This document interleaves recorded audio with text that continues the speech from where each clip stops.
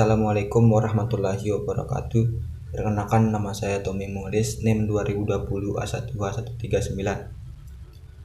Di video kali ini saya akan mempresentasikan hasil makalah saya tentang bagaimana nilai dan norma konstitusional Undang-Undang Dasar Negara Republik Indonesia tahun 1945 dan konstitusionalitas ketentuan perundang-undang di bawah Undang-Undang Dasar. Saya akan menjelaskan materi bagian A, yaitu tentang integrasi memiliki arti pembaruan sampai menjadi satu kesatuan yang bulat dan utuh. Sedangkan arti dari kata internasional berarti bangsa, jadi integrasi nasional adalah proses persatuan wilayah yang di dalamnya terdapat sebuah perbedaan. Interaksi dibagi menjadi 3, yaitu 1. Normatif, 2. Fungsional, 3. Koersif. Adanya integrasi nasional penting untuk terciptanya keselarasan bangsa di tengah-tengah keadaan masyarakat yang berbeda-beda dan wilayah yang luas. Juga menimbulkan kesadaran dan kemampuan rakyat dalam suatu negara untuk mengelola keberagaman yang ada. Dilihat dari pengertiannya, maka perbedaan integrasi dan disintegrasi adalah sebagai berikut. Interaksi adalah pembaruan warga masyarakat menjadi suatu kesatuan yang utuh dan bulat ke dalam kesatuan sosial sebagai negara Pancasila. Selanjutnya, materi bagian B, yaitu tentang perlunya konstitusi dalam kehidupan berbangsa negara Indonesia.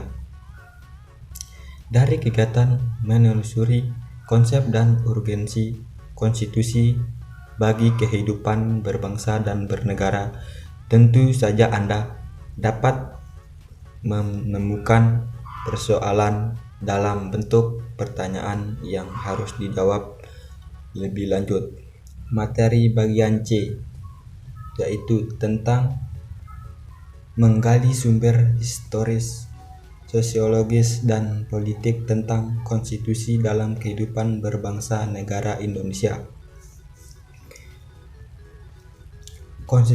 Konstitusi pada dasarnya adalah sebuah bentuk dari hukum dasar tertulis yang dinamakan kan lebih sering dianggap sebagai undang-undang dasar, sehingga akan menjadi sebuah perangkat tersebut dan tidak tertulis untuk melakukan pembangunan dari kewajiban, kekuasaan, dan fungsi dari institusi pemerintah.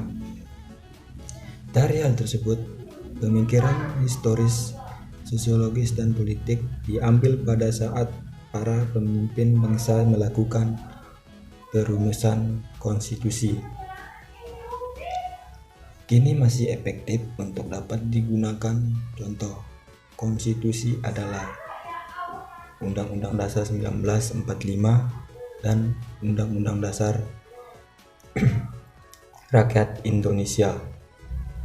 Materi selanjutnya yaitu bagian D, membangun argumen tentang dinamika dan tantangan integrasi nasional. Integrasi nasional adalah usaha dan proses pemersatuan perbedaan-perbedaan yang ada pada suatu negara sehingga terciptanya kesediaan dan kesetaraan secara nasional seperti yang kita ketahui. Indonesia merupakan bangsa yang sangat besar baik dari kebudayaan atau wilayahnya. Materi selanjutnya bagian E, yaitu tentang mendeskripsikan esensi dan urgensi konstitusi dalam kehidupan berbangsa negara. Konstitusi merupakan jaminan yang paling efektif dalam menjaga negara Konstitusi merupakan jaminan yang paling efektif dalam menjaga kekuasaan yang ada dalam negara tidak salah digunakan dan hak.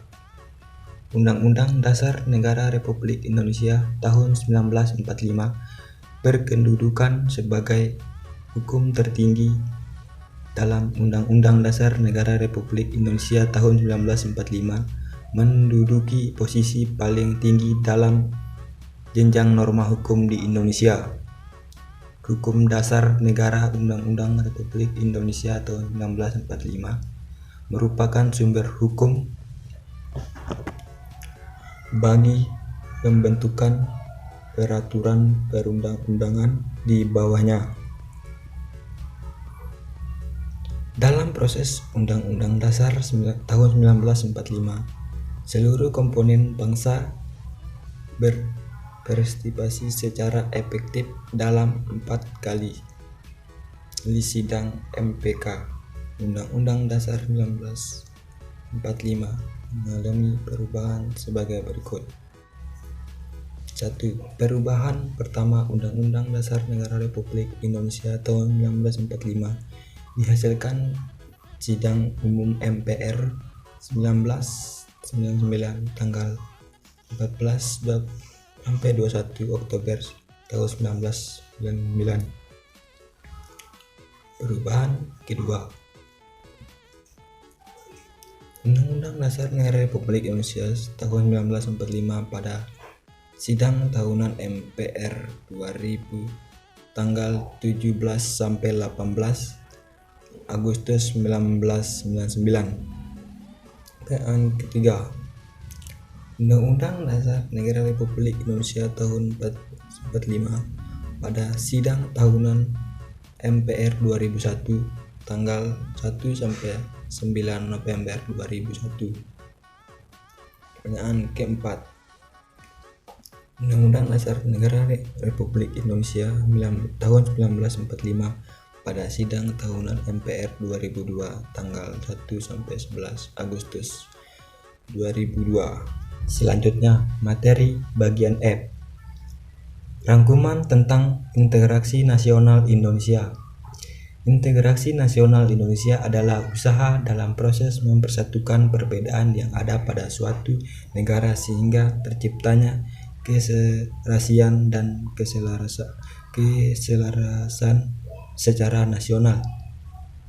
Faktor pendorong integrasi nasional, faktor pendukung integrasi nasional, dan faktor penghambat integrasi nasional. Berikut ini adalah faktor pendorong, pendukung, dan penghambat integrasi nasional. 1. Faktor pendorong adanya rasa yang senasib dan seperjuang yang diakibatkan oleh faktor-faktor sejarah. 2. Faktor pendukung penggunaan bahasa Indonesia, semangat persatuan serta kesatuan di dalam bangsa, bahasa, dan tanah air Indonesia. Faktor ketiga, faktor penghambatan, kurangnya penghargaan terhadap kemajuan yang memiliki sifat heterogen, kurangnya toleransi antar sesama golongan. Sekian dari presentasi makalah saya. Apabila ada kesalahan mohon dimaafkan. Wabillahi taufiq wal hidayah. Wassalamualaikum warahmatullahi wabarakatuh.